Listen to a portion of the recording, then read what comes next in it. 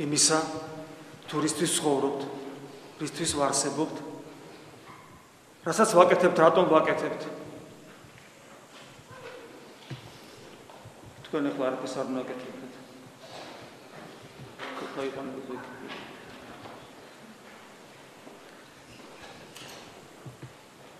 უნდა გულისხმობთ, რისთვის ვაკეთებთ, თუ რასაც ვაკეთებთ. უნდა გულისხმობთ ყველაფერთან დაკავშირებით. ადამიანმა არ შეიძლება სრულად უმნიშვნელო რამეც კი უაზროდ აკეთოს. მით უმეტეს ადამიანმა არ შეიძლება უაზროდ აკეთოს ის, რაც ჩვენ მარადისობას უკავშირდება. ანუ ადამიანმა არ შეიძლება უაზროდ აკეთოს საღვთოს აკეთებელი. ანუ ადამიანმა არ შეიძლება უაზროდ იცხოვროს ქრისტიანულად, ეკლესიური ცხოვრებით. ამას იმიტომ ვამბობ, რომ დღევანდელი რეალობა ძალიან კარგად გვაჩვენებს იმას, რომ ადამიანთა უდიდესი უმრავლესობა, რომლებიც ეკლესიური ცხოვრებით ცხოვრობენ და თავი მოგწონს, რომ ქრისტიანები ვართ, ამ ყველაფერს ძალიან ხშირად გაუაზრებელად ვაკეთებთ. გაუაზრებელად ლოცულობთ, გაუაზრებელად შემოვდივართ ტაძარში.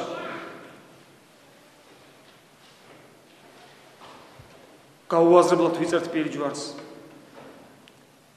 გაუაზრებლად ვანთებთ სანთელს. გაუაზრებლად ვამბობთ აღსარებას. ანუ ვინანიებთ ცოდვებს და რადგან გაუაზრებლად ვამბობთ აღსარებას, ვერ ვინანიებთ ცოდვებს, იმიტომ რომ აღსარება სინანულის გარეგანი ფორმაა მხოლოდ და შინაგანი თუ არ ახლავს, გააზრებული თუ არ არის შინაგანი, ეს გარეგნული ფორმა არაფრის მომცემია. სამწუხაროდ გარეგნულად და გაუაზრებლად ვინათლებით და კიდევ ერთი უბედურება გაუაზრებლად ვეზიარებით.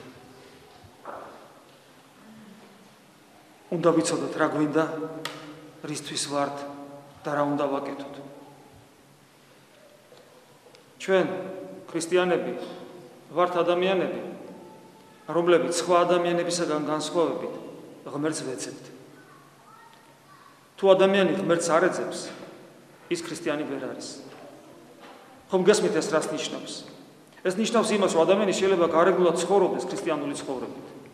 აღსარებელიც იყოს, მაზიარებელიც იყოს, წირვალოსვაზეც დაიარებოდეს, მაგრამ არ ეძებდეს. ფიქრობდეს, რომ უკვე ნაპოვნია, უკვე რაღაც მდგომარეობაში იმყოფება, რომელიც მას წარმოაჩენს როგორც ქრისტიანად, ღვთისშვილად, თითქმის უკვე ცხონებულად.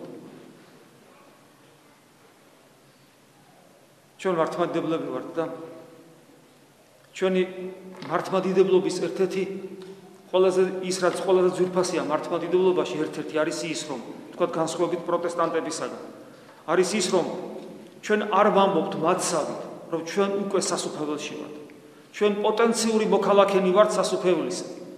პოტენციურად ვართ ცხონებული, მაგრამ ჯერ კიდევ არა, იმიტომ რომ ის, რომ ჩვენმა შინაგანმა სამყარომ, გონებამაც და გულმაც დაინახა, ან მიხვდა, რომ ღმერთია, ეს ჯერ კიდევ არ ნიშნავს იმას, უკვე ცხონებული.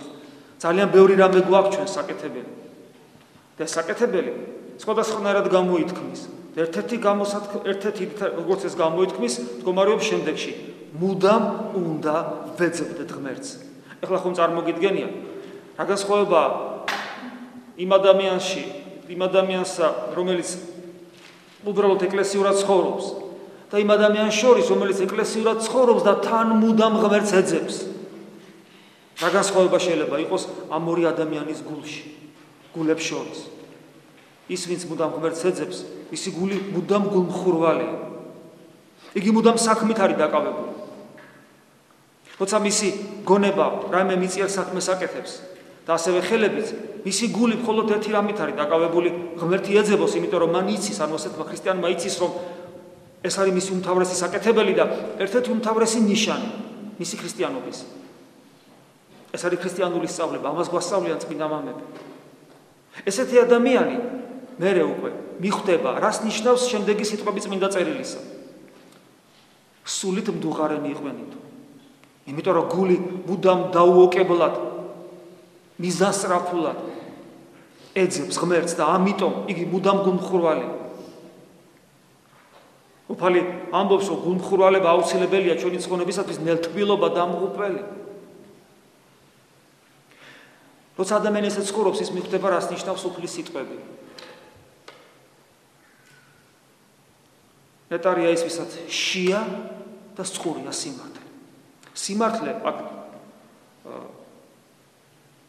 სიმართლისათვის მშიერი და მწყურვალი ხომ გესმით არ ნიშნავს უბრალოდ მხოლოდ მიწიერ სიმართლეს. ეს ერთ-ერთი ცნებაა ნეტარებისა და ნეტარების ცნებები მიწიდან აღვამაღლებს ზემოთ, ის მიწიერს ნაკლებად მოიცავს. სიმართლე იგივე ქრისტეა, ქრისტე თავის საკუთარ თავზე ამბობს, მე ვარო ჭეშმარიტება. ქრისტეა სიმართლე, ქრისტეა ჭეშმარიტება და ნეტარია ის, ვისაც მუდამ შია და წყურია, ანუ მაძიებელი ადამიანი. ღმერთის მაძიებელი, ადამიანად მოსული ღმერთის, ქრისტეს მაძიებელი ადამიანი მუდამ შიერი და მწყურვალი უნდა იყოს. ეს იმას ნიშნავს, რომ იგი ვერასოდეს უნდა დაკმაყოფილდეს ამ სოფელში, ღმერთთან ყოფობით. რა სიახლოვეც არ უნდა მოიპოვოს ადამიანმა ღმერთთან, როგორ ახლოსაც არ უნდა მივიდეს იგი ღმერთთან, მას მუდამ შიოდეს და წყუროდეს, ეს არის ერთ-ერთი უმთავრესი ნიშანი ქრისტიანობის. დიახ, ესეთი ადამიანი მუდამ ეძებს. აი დღევანდელ სახარებაშიც სწორედ ესეთი იგავს, რას ვამსგავსო სასუფეველი. სასუფეველი ანუ ღვთის სამეფო, ანუ ეს იგივეა ღმერთი, ყოლაწმინდა სამება. რას ვამსგავსო? ანუ როგორია ღმერთთან ყოფნა, რას ნიშნავს ყოლაწმინდა სამების წიაღისში და ცხოვრებით ცხოვრება, რას ნიშნავს ცხონება, რას ნიშნავს გადარჩენა. რას ნიშნავს უფლის სიტყვები, სადაც მე ვარ მინდა რომ თქვენც იქ იყოთ და უფალი სად არის? მარჯვენით მამის, ანუ ყოლაწმინდა სამების წიაღში, იმ დიდებაში, რომელსაც ანგელოზებიც ვერ მიბედავენ. რას ნიშნავს უფლის სიტყვები, რომ ჩვენ გვიყვარდეს ერთმანეთი, რომ რომ შემდგომში ჩვენ ერთად, როგორც იონე მახარებელი ამბობს, მათ შორის, ანუ მამისა, ძისა და სულიწმინდის შორის ვიყოთ. ჩვენ შორის იყვნენ ისინი ერთ. გესმით? ჩვენ შორის. წმინდა სამებაზეა საუბარი. ანუ ღმერთში უნდა ვიყოთ ჩვენ ერთად ღმერთში.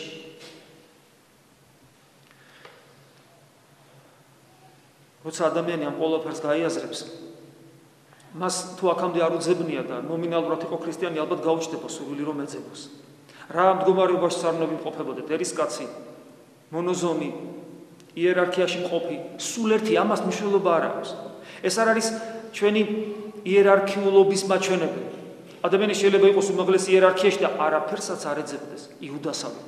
მაგრამ ადამიანი შეიძლება იყოს ყველაზე დაბალ იერარქიაში ყოფილი, უბრალოდ ერისკაცი, აღკვეცილიც კი არ იყოს, მაგრამ გულმხურვალედ ეძებდეს. ამის მაგალითები უამრავია ქრისტიანობაში. ანუ ცხონების თავარი ნიშანი ეს მაძიებლობა და გულმხურვალებაა და არა რაიმე იერარქიაში ყოფილი. ეს იმას ნიშნავს, რომ ჩვენ არავითარ შემთხვევაში არ უნდა დავიმშვიდოთ თავი, თუნდაც აი ერისკაცები დიდი ხანი ეკლესიურად ცხოვრობდა, დიდი ხანი აღსარებელი და მაზიარებელი ვარ, ეს არაფერსაც არ ნიშნავს. თუ არ იქნა ის თავარი, რასაც გულმხურვალება ქვია, მაძიებლობა ქვია. და დღეს როცა უფალი ამბობს, რას ვამსგავსო სასუფეველი, სხვადასხვა მაგალითები მოყავს იგავო. როგორ იყიდის ადამიანი აგარაკს, ანუ მიწის ნაკვეთს, სადაც არის განძი დაფლული და ყველაფერს გაყიდის, რომ ეს აგარაკი იყიდოს. იმისათვის, რომ ის განძი მოიპოვოს, ანუ ყველაფერს გაცვლის იმ აგარაკში, რომ ის განძი იპოვოს. ანუ ვაჭარი, რომელიც ასევე ყველაფერს გაყიდის, რომ ერთ-ერთი ყველაზე ძვირფასი მარგალიტი იპოვოს. მაძიებლობა ჩანს ასევე სხვა იგავში, როცა ადამიანი, როცა იგავური სახე ესეთი, როცა თევზაობს, ბევრი რამე ამოყვება ბადეს, მაგრამ განარჩევს რა არის კეთილი და რა არის ბოროტი. და შემდგომში ჩვენს ამგვარი მაძიებლობით ახსებულნი განვიკითხებით სასუფეველში, საშინელ სამსჯავროზე. როგორნი ვიყავით? ნომინალურად ქრისტიანები ბადეში მოვყევით, მაგრამ ბადეში კარგიც არის და ცუდიც. მაძიებელის და ისინი, ვინც გულარხეირნი, უბრალოდ გარეგნულ ფორმალობას აღასრულებდნენ და ფარისეულად ყალიბდებოდნენ, ანუ გარეგნული სჯულის აღსრულებლებად, რომელმაც შეიძლება მიგვიყვანოს ქრისტეს კვლელობამდე.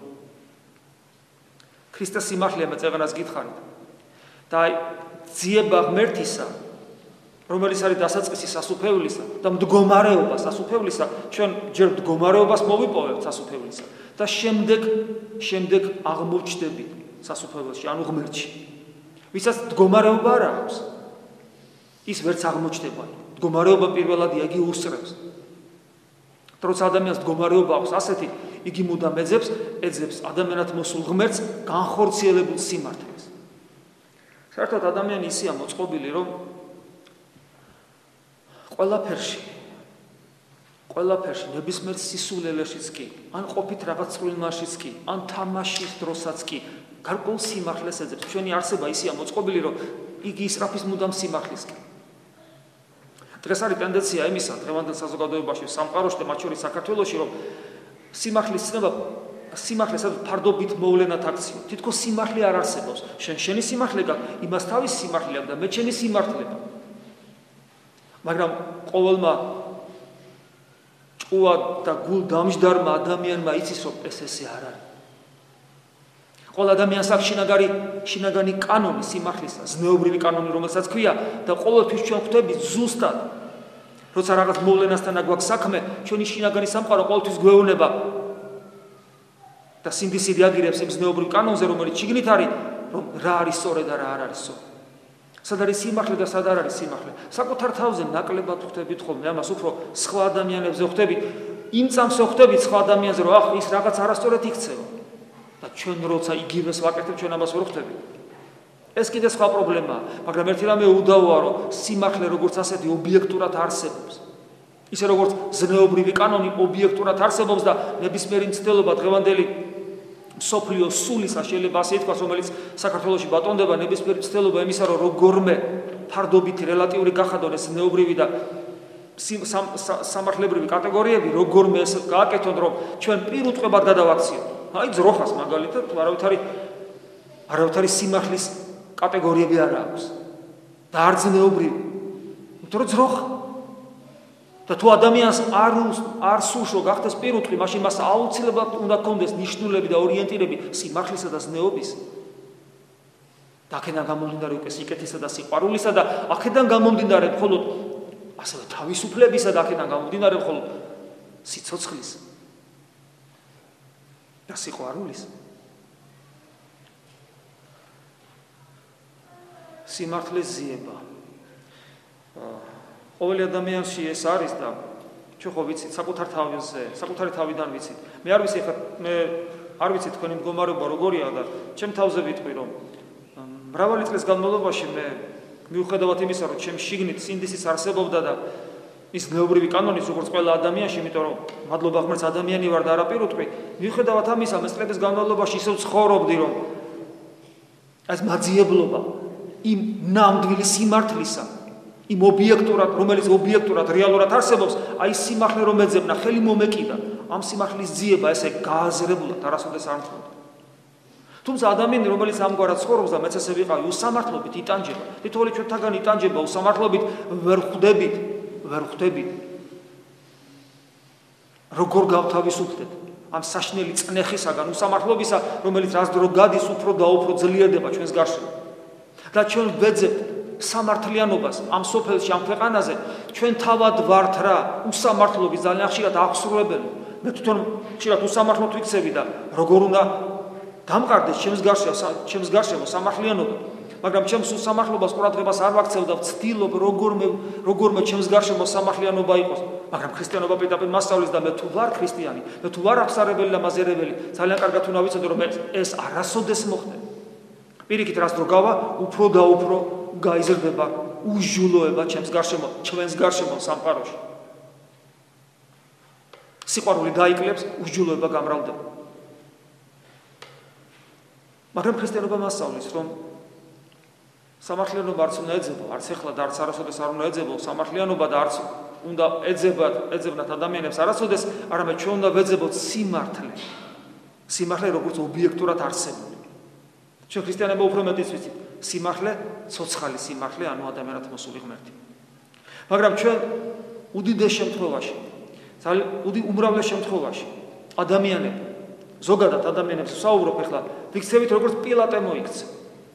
პილატე ფილოსოფოსია, განსწავლულია, რომის მოქალაქეა და რომის იმპერიაში განსწავლული ადამიანია. უმაღლესი თანამდებობა აქ ერთ-ერთი და აქედან გამომდინარე მას ალბათ ძალიან დიდი განათლებაც ჰქონა მიღებული, მათ შორის ფილოსოფიური განათლება. მათ ძალიან უყვარდათ რომის იმპერიაში განათლებულ ადამიანებს, ისე როგორც საბერძნეთში თავის დროზე ათენში, სადაც პავლე მოციქულმა იქადაგა და სწორედ ჭეშმარიტებაზე ესაუბრება და როგორც ხორცშესხმულ ჭეშმარიტებაზე დაუწყო საუბარი, უკვე აღარ მოусმინეს ათენელებმა, რომლებსაც ფილოსოფიანუ სიბრძნის მოყვარეობა ყურის მოსაქავებლად სურდათ ხოლო და არა იმისათვის, რომ მათი შინაგანი არსება გამოცვლილიყო.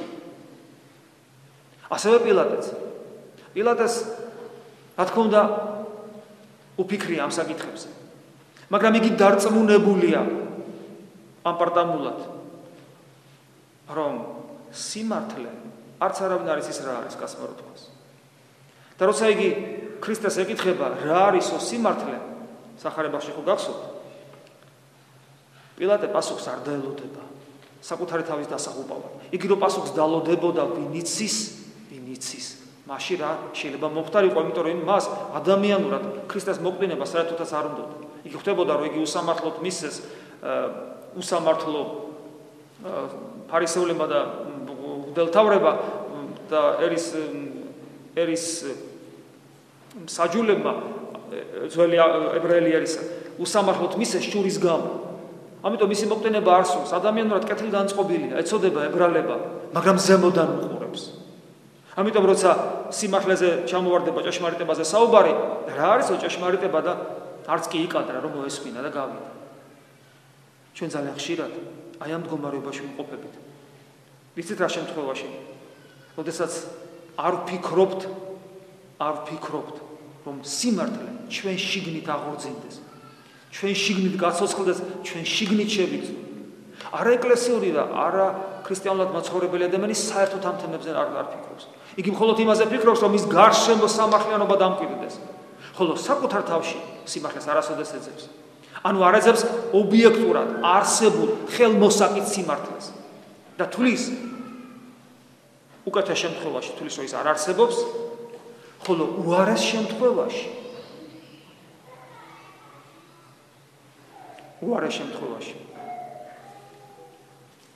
ესეთი ადამიანი ფიქრობს, რომ ეს სიმართლე არსებობს მასში, ოღონ არა ობიექტურად არსებული სხვა რამ, არამედ თავად იგია სიმართლის ერთადერთი წყარო. თავად იგია სიმართლის ერთადერთი მზომავი, ანუ მას შეუძლია შეაფასოს, შემფასებელი ერთადერთი სიმართლისა და სამართლიანობის. ეს პრობლემა თითოეულ ჩვენთანაც აქვს, მათ შორის ქრისტიანებსაც. ჩვენც ესე გვჭირს ხოლმე. განკითხვის ერთ-ერთი საფუძველი სწორედ ეს არის. როცა მე სხვას განვიკითხავ, ამის სხვას განვიკითხავ, ეს არის ერთ-ერთი უმთავრესი ნიშანი სწორედ იმისა, რომ მე მაქვს ის კრიტერიუმი შეფასებისა, ის ხელსაწყო, რომელიც ზუსტად მეუბნება, აი ეს ადამიანი მტყუანია, ეს ადამიანი მართალია, ეს ადამიანი ცრუა, ეს ადამიანი ასეთია და ისეთია და ასე შემდეგ, ეს ხელსაწყო ჩემ შიგნითა. თუმცა უფალმა გვასწავლა და 2000 წლოვანი გამოცდილება ეკლესიის დაპირდაპირ გვეუბნება, რომ ჩვენ ამის უფლება არ აქვს. ჩვენ არ შეიძლება ვიმყოფებოდეთ საჯულის მდგომარეობაში. თვით იერარქიაში ყოფილი ადამიანიც კი მღვდელი და ეპისკოპოსი, რომელსაც ეს ხელმწიფება სხვაზე დაკვირვებისა და დამოძღვრისა თავად ღვთისაგან აქვს მიღებული, თვით იერარქიაში ყოფილი ადამიანიც კი ფრთხილობს დიაგნოზი დაუსვას ადამიანს. და მეცას ვიტყვი, სრულ ზუსტ დიაგნოზს არც ერთი ეპისკოპოსი და მღვდელი არ დაუსვას ადამიანს. თუ ღმერთმა არ გამოუცხადა. იმ მადლმოსილებით, რომელიც მას გააჩნია ხელდასხმა. იმ გამოცდილებით, რომელიც მას უგროვდება წყლობით და წყლობით ადამიანებთან ურთიერთობაში. აი ამ ყოველივეთი იგი გარკვეულ შეფასებას იძლევა, რჩევებსაც. მაგრამ არავითარ შემთხვევაში საბოლოო დიაგნოზი. საბოლოო დიაგნოზი მხოლოდ ღმერთმა იცის. თუ გამომიცხადა, იტყვი თუ არა და არა. ასე რომ, ჩვენ ძალიან ხშირად ვართ პილატეს მდგომარეობაში. გვაქვს რა საკუთარი სიმართლე, რომელიც დომინირებს ჩვენში, ჩვენ ნაკლებად გვაინტერესებს ნამდვილი ობიექტურად არსებული სიმართლე და ძალიან ხშირად პილატესავით ვსვავთ კითხვას რა არის ჭეშმარიტება, ნუ რა არის სიმართლე, სად არის სიმართლე და პასუხს არ ველოდებით და ვისგან არ ველოდებით პასუხს. პასუხს არ ველოდებით ქრისტესთან. ხოლო ქრისტესაგან რო პასუხი მივიღოთ, ჩვენ ადამიანებმა, რომელსაც აი სულიერი ცხოვრების განსაკუთრებული გამოცდილება არ გვაქვს, მადლმოსილი დედები და მამები არ ვართ. ჩვენ რომ პასუხი მივიღოთ ღმერთისაგან, ჯერ საერთოდ გარედან შემოსული პასუხი რომ მივიღოთ და მივხვდეთ, რომ ეს ღვთისგან არის, საკუთარი აზრია თუ ეშმაკისაგან, რამხელა სულიერება გინდა. ამისათვის ჩვენ რაც გვმართებს, ერთადერთი რაც გვმართებს, რომ საბოლოო ჯამში ეს პასუხი ჩვენთვის საცნაური გახდეს, არის სწორი ქრისტიანული სარწმუნოებრივი ცხოვრება.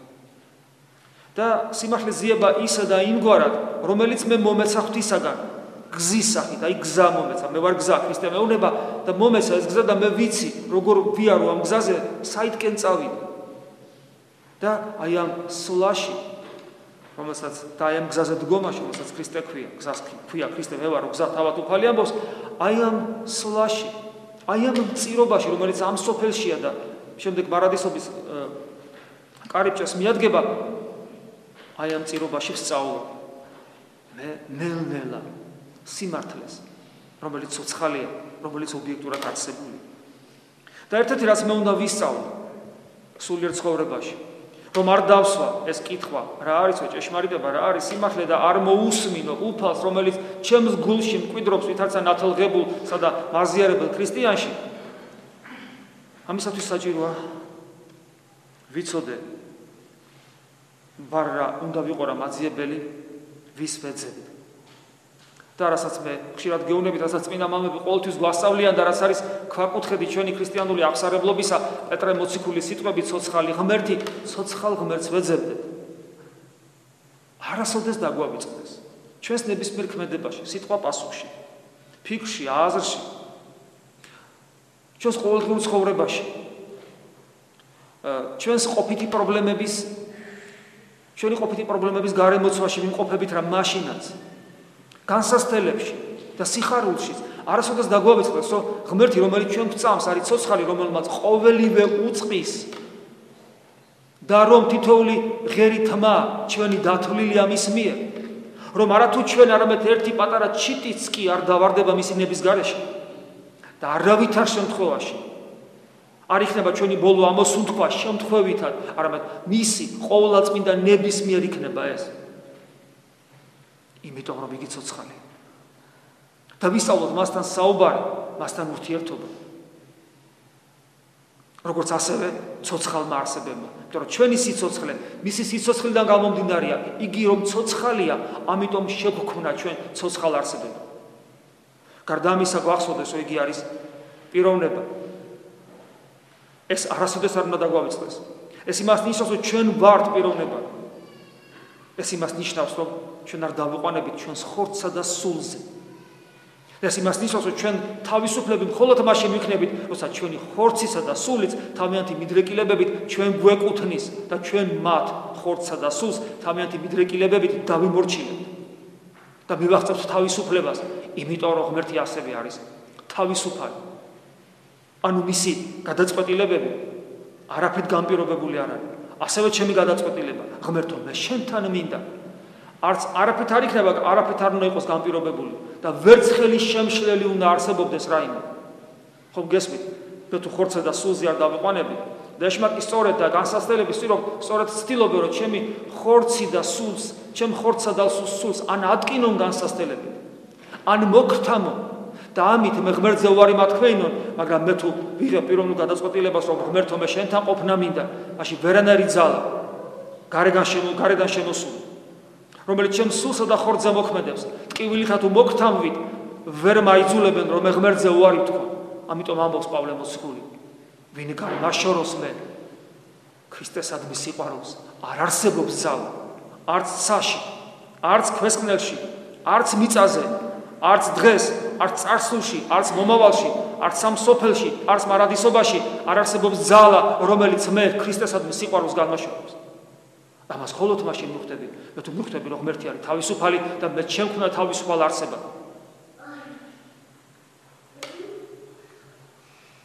გარდა ამისა, კიდევ ერთი რაც უნდა ვიცოდეთ აი ამ გზაზე, რომელ გზაზე ჩვენ დგავართ, რომელსაც ქვია ქრისტე, რომელიც არის გზა ღმერთის მაძიებელი ადამიანისა, რომელიც მუდამ ეძებს ადამიანად მოსულ განხორციელებულ ღმერთს, ანუ ცოცხალ სიმართლეს.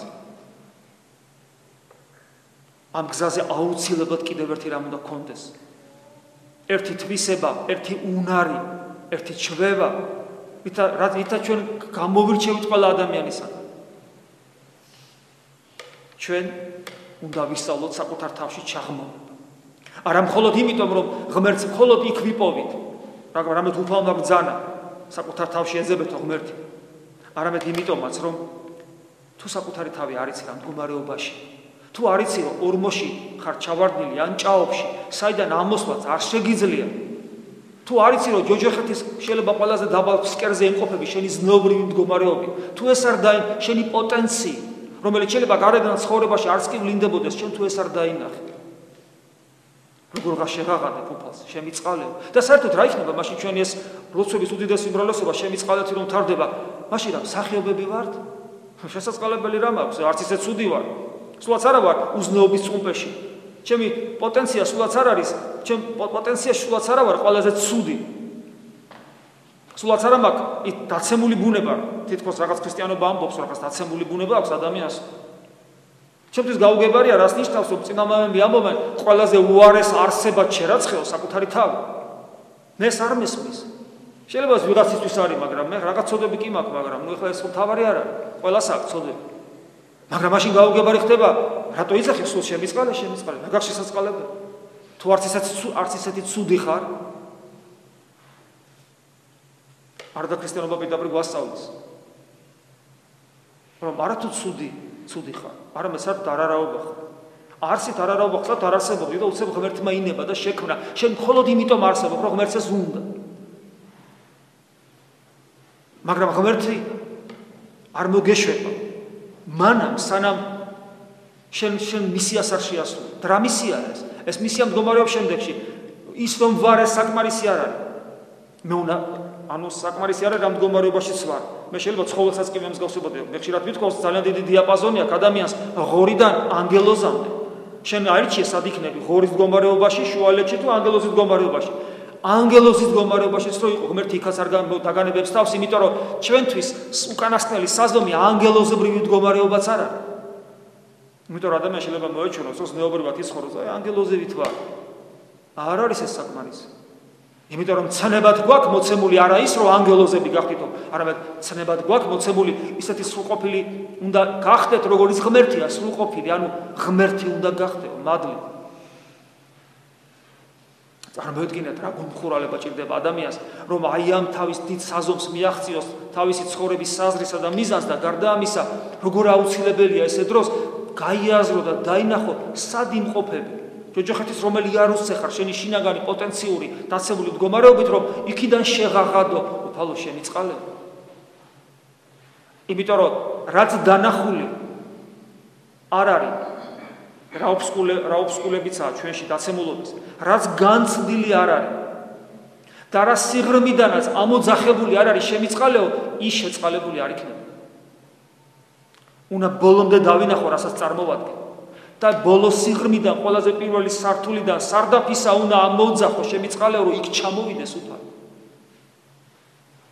ეს იმას გავს ადამიანი რომ მოიწამლება და სანამ ბოლომდე არ გამოირიცხავს საკუთარ თავს, პატარა მაინც თუ დარჩება რაღაც, რომელიც მიზეზი გახდა მისი მოწამვლისა, სანამ ბოლომდე არ ამოირიცხავს თავის თავს, იგი ვერ რჩება. თუ დაიტოვებს, მერე კვლავის გამრავლდება და კვლავ ესე იგი ცუდად გახდება. ბოლომდე უნდა განიწმინდოს ადამიანი და არას ანახება. ამიტომაც ეს ერთ-ერთი მთავარი ამ გზაზე, რაც ჩვენ გვჭირდება, არის სწორედ ჩვენი ცოდვილობის განცდა და იონე მოციქული თავის პირველ ეპისტოლეში ესე გვეუბნება, გვაფრთხილებს, უკვე თუ ვთქვათ, ანუ თუ ვიტყვით, რომ ვითარამედ ცოდვა არ აგვაქვს, თავსათვისა ვატყუებთ. თუ ვიტყვით, რომ ცოდვა არ არის ჩვენში, საკუთარ თავს ვატყუებთ და ჭეშმარიტება, ანუ ღმერთი არ არის ჩვენთან. და არ არის ჩვენში. და იონე მოციქული ისევე აი ამ პირველ ეპისტოლეში თავის წერილში კიდევ უფრო მეტრამესაც ამბობს. თუ ვიტყვით, რომ ცოდვები არ აგვაქვს, მაშინ ქრისტეს მატყუარად წარმოვაჩენთ, რომელმაც თქვა, რომ ყველა ცოდვილი. გამიგეთ? რა კრეხელ ანუ იონე მოციქული გეუბნება რომ როცა შენ თავი გონია რომ არც ისე ცოდვილი ხარ და თლაცოდვილი არ ხარ ეს უბრალოდ ცოდვა კი არ არის ეს მკრეხელობა იმიტომ რომ ქრისტეს მატყუარად წარმოაჩენ არ ენდობ იმას და ასე პირდაპირ ხელს შეიძლება არ იშვე რომ მატყუარა ხარო მაგრამ შენი ცხოვრების წესით ამას აკეთებ რასაც იონე მოციქული ხაზგასმით გვეუბნება მოკლედ ესეა ჩვენ თუ გვინდა რომ ქრისტიანები ვიყოთ სხვა გზა არ გვაქვს უნდა დავდგეთ იმ გზაზე რომელსაც ქრისტე ქვია მთელი ჩვენის გულმხურვალებით ვეძებოთ ჭეშმარიტება სიმართლე რომელიც არის ცოცხალი ღმერთი და საკუთარი თავი გვახსოვდეს როგორც დაცემული ანუ ცოდვაში მყოფი რომელიც შეიძლება გარეგნულად არავლენდეს საკუთარ თავს და ეს იმას ნიშნავს რომ მას არ ვენდობოდეთ და ყოველთვის გვსურდეს საკუთარი თავის გაწმენდა გვსურდეს საკუთარი თავის გაწმენდა და ჩვენი ცხოვრების ერთ-ერთ უმთავრეს ამოცანად აქედან გამომდინარე რა მდგომარეობაში ვიყოფებით უნდა ვიყოთ რომ უნდა იქცეს ჩვენი ცხოვრების ერთ-ერთ ამოცანად და კანონად უნდა იქცეს ბუდმივი აღსრულება ქრისტეს ცნებების, საღვთო ცნებების. და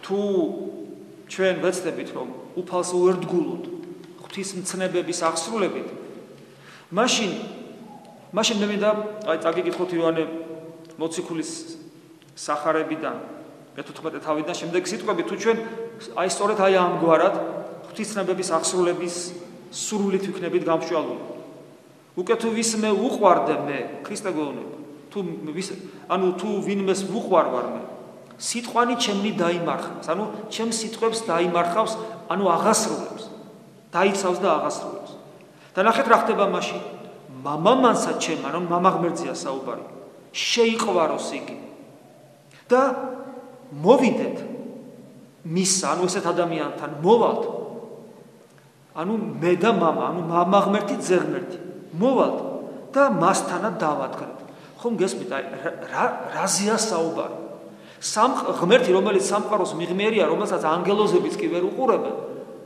ქრისტე რომელიც ადამიანად მოვიდა ესეთ რამეს გეუბნება რომ შენ თუ მე გიყვარ ვარ ჩემ ცნებებს დაიმარხავ ანუ ჩემ ცნებებს აღასრულებ მინდა ხაზი გაუსვა რომ ქრისტეს ცნებები თუ რა არის ქრისტეს ცნებები ნუ იფიქროთ რომ ეს ძალიან ნიოლი გასაგებია და ნუ იფიქრებთ იმას რომ ვისაც სახარება ნუ ვისაც არ წავგოთხია ხო იმან არაფერი არის ეს ძალიან ხშირად ადამიანები არიან მაზიარებელი აღსარებელებს სახარებას არ კითხულობენ და გაოგნებული ვარ ვეკითხებით ვის ეზიარები არ უნდა იცოდე ქრისტეს ეზიარები და არ უნდა იცოდე ქრისტე რას გვასწავლის და რას ითხოვს ჩვენგან ხოლო ვისაც სახარება წაკითხული აქვს ან კითხულობს კიდევაც პერიოდულად უნდა გავიაზროთ რომ ცნებები არ ვიცით იმიტომ ცნებების გაგება მხოლოდ გონებით ქრისტეს ცნებების გაგება მხოლოდ გონებით არის შეუძლებელი იმიტომ რომ ქრისტეს ცნებები გონებით უნდა გავიგოთ გულით განვიცადოთ ცხოვრებაში აღვასრულო და აღსრულების პროცესში ნელ-ნელა უფრო და უფრო წარმოჩინდება თითოეული ცნების სიღრმე თუ რას ნიშნავს ესა თუ ის ცნები ამიტომ როცა უფალი ამბობს რომ სიტყვანი ჩემნი დაიმარხნეს ანუ ცნებები აღასრულოს ეს არც ისე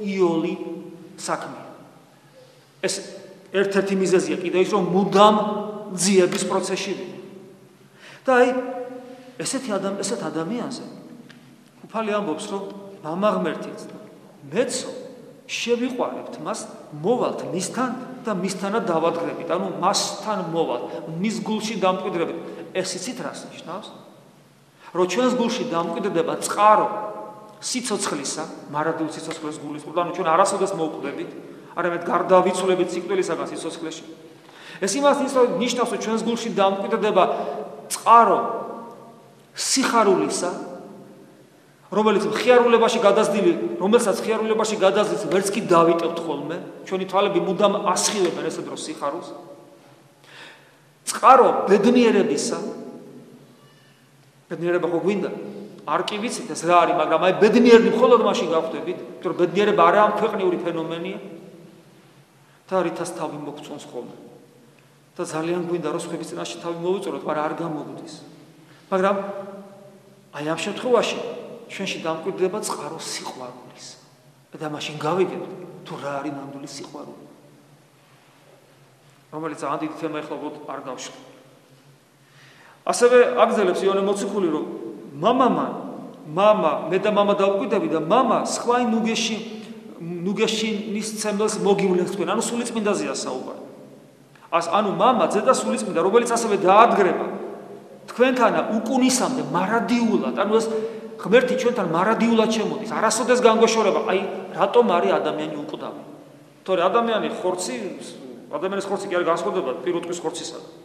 ჩვენ უკვდავების არსი სწორედ იმაში მდგომარეობს, რომ ღმერთი ჩვენთან მკვიდრდება, ოღონდ უკვდავების არა ისე, რომ უბრალოდ არსებობდე, როგორც ეშმაკი, არამედ არსებობდე სიხარულში, ბედნიერებასა და სიყვარულში. ამის საფუძველი არის ის, რომ უფალი ამბობს, რომ დაადგრეს, ანუ ჩვენ დავადგრებით მამა იძე და სულიწმინდა უკუნისამდე, ანუ დროის გარეშე, ანუ დრო აღარ არსებობს, მარადიული ღმერთთან ყოფობის და ღმერთად მყოფობის საფუძველი ამ სიტყვებში ჩანს თუნდაც. და სულიწმინდაზე მე ხას უსვავს, რომ რომელიც დაადგრება თქვენთან, მან გასწავ, იგი გასწავლით ყველაფერს, რაც მე გამცნი. ჩვენ მასწავლებელი შიგნით ყავს, რასაც ჩვენ ვიგებთ ღვთის სიტყვას, კითხვით თუ ქადაგებით თუ ლოცვით, ყველაფერი ამის ამხსნელი, ყველაფერი ის ვინც ამას ყოველებას განგვიმარტავს და ჩვენთვის გასაგებს გახდის. არის სულიწმინდის მადლი, რომელიც ჩვენში უნდა მკვიდრობდეს. ხოლო იგი დამკვიდრდება მხოლოდ მაშინ. მარტო ნათლობა საკმარისი არ არის. ნათლობაში ის პოტენციურად მკვიდრობს, მაგრამ ჩვენ მას ვერ შევიგრძნობთ. თუ არ უერთგულებ ქრისტეს მისი მცნებების აღსრულებებში, რომელიც ძალიან რთულია, იმიტომ რომ ძნელი გასაგებია, იმიტომ რომ მას ჭირდება გაგება ინტელექტუალური, განცდა გულისმიერი და ცხოვრების წესი, რომელიც მიგვაახლოვებს ქრისტეს ცნებებთან და ამით თავად ქრისტესთან. ჩვენ ქრისტეს ცნებების აღსრულებით თავად ადამიანად მოსულ ღმერთს ვემსგავსებით. ეს არის ჩვენი ქრისტიანული ცხოვრების არსი და მიზანი, ამას უნდა ვეძებდეთ მუდამ გულმხურვალედ და როცა ჩვენ ამგვარად მაძიებელნი ვიქნებით, მაშინ ჩვენ ნამდვილი ქრისტიანები ვიქნებით. მაშინ თითოეულ ჩვენთაგანის ლოცვას, სახლში თუ ტაძარში, სანთლის დანთებას, აღსარებას, სინანულს და ზიარებას ეხნება ის მადლმოსილი ზემოქმედება ჩვენზე, რომელსაც ჩვენ თითქმის ყოველთვის შევიგრძნობთ, იმიტომ რომ ამას ისურვებს ცოცხალი ღმერთი. ამინ. მადლი უფლისა ჩვენისა იესო ქრისტესი და სიყვარული ღვთისა და მამისა და ზიარება სული საწმინდისა იყოს თქვენ ყოველთა თანა. ამინ. ისა მე მაინტერესებს